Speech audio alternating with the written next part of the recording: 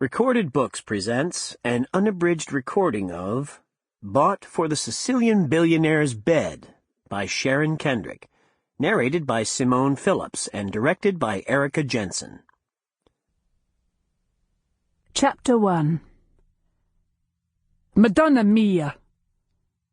The words sounded as bitter as Sicilian lemons, and as rich as its wine, but Jessica didn't lift her head from her task.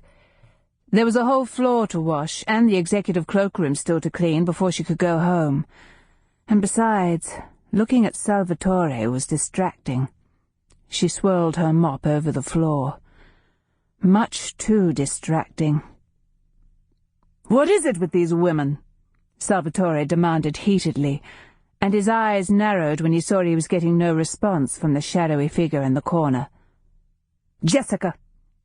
The question cracked out as sharply as if he had shot it from a gun, taut and harsh and unconditional, and Jessica raised her head to look at the man who had fired it at her, steeling herself against his undeniable attraction, though that was easier said than done. Even she, with her scant experience of the opposite sex, recognized that men like this were few and far between, something that might account for his arrogance and his famous short temper.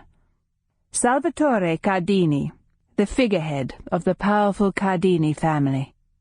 Dashing, dominant, and the darling of just about every woman in London, if the gossip in the staff room was to be believed.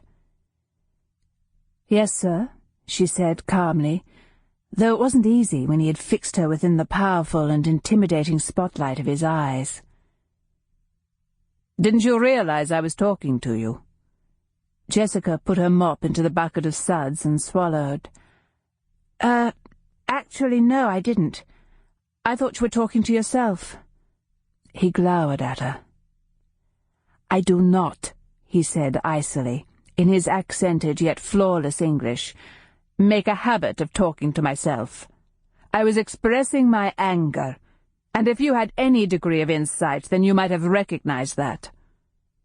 And the subtext to that, Jessica supposed, was that if she possessed the kind of insight he was talking about, then she wouldn't be doing such a lowly job as cleaning the floor of his office.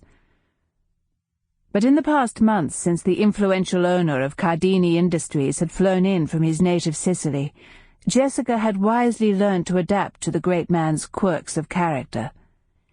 If Signor Cardini wished to talk to her, then she would let him talk away to his heart's content. The floor would always get finished when he left for the night. You ignored the head of... Sample complete. Ready to continue?